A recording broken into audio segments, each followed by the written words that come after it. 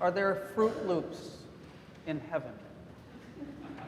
I was once asked this by a young child whose grandfather had just died. We were talking about Jesus and heaven and what happens when someone dies, and that was one of his questions for me. Are there Fruit Loops in heaven? Of course, he was really asking whether there were things that would be familiar and comforting amid all the uncertainty of this transitory life.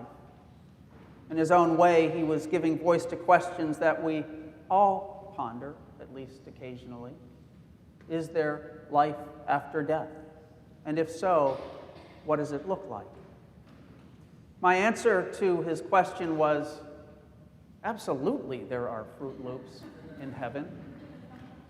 And baseball and hugs and dogs and anything else that you love.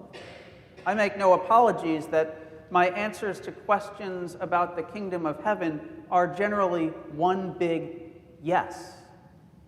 It will be more than we can ever ask for or imagine.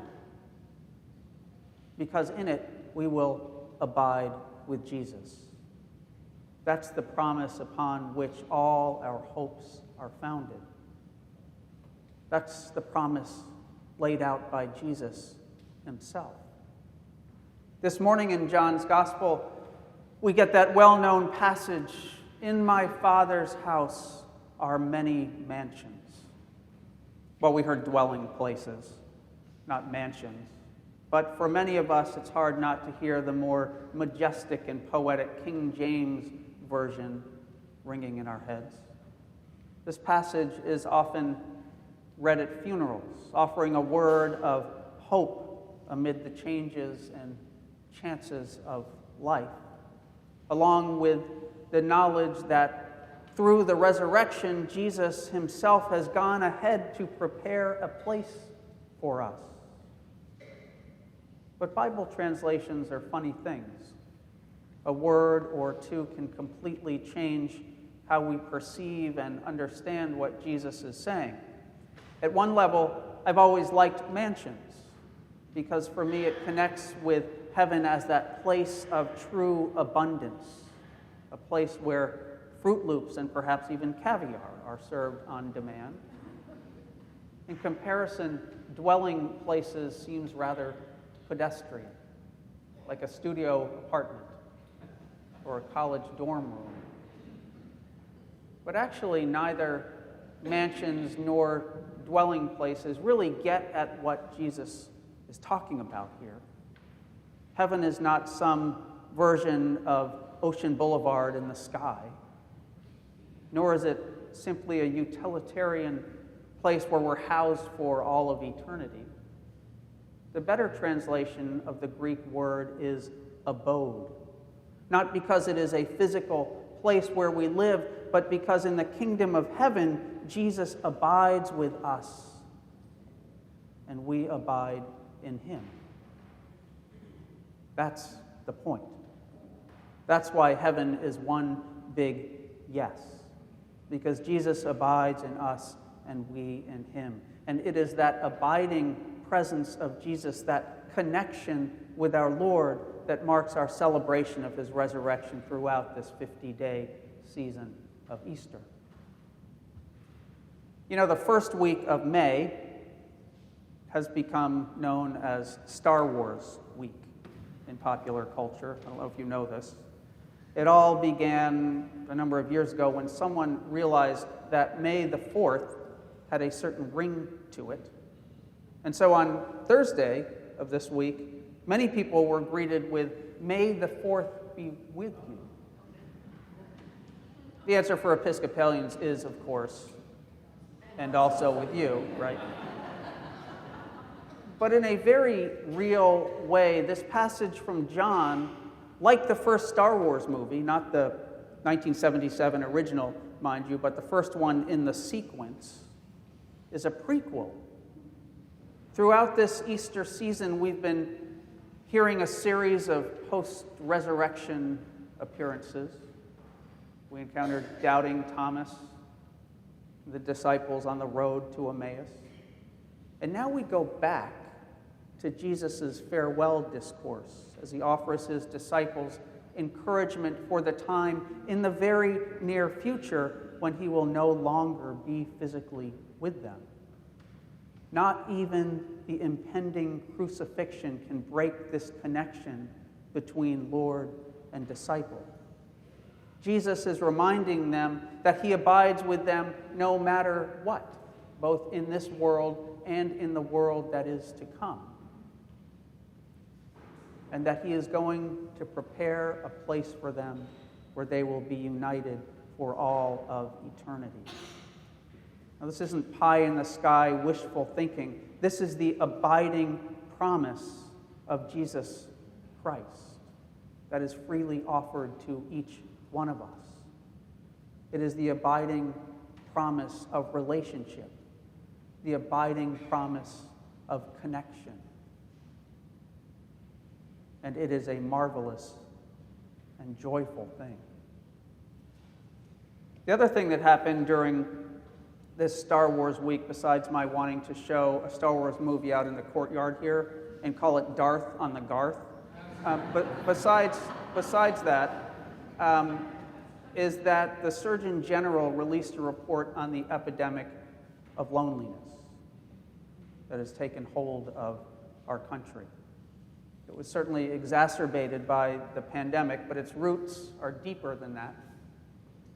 Our relationship with and reliance on technology, the decline of social groups like faith communities, the rapid pace and change in our lives, as well as our country's fetishization of the values of rugged individualism and self-reliance.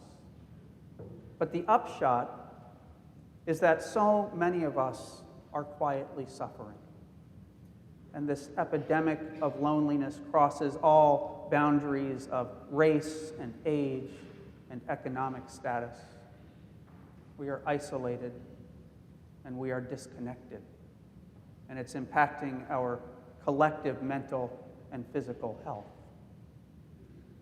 And as the Surgeon General put it, you can feel lonely even if you have a lot of people around you, because loneliness is about the quality of your connections, which means you can feel lonely even sitting in a full church or attending a social gathering. One of the ways that we can counteract this epidemic of loneliness is by creating a culture of quality connections. And that is where the church in general and Bethesda in particular can have a huge and very practical impact on society. Connection is what people seek, and connection is ultimately what we have to offer. Connection with Jesus. Connection with one another. If you are feeling isolated or lonely, please do reach out to us.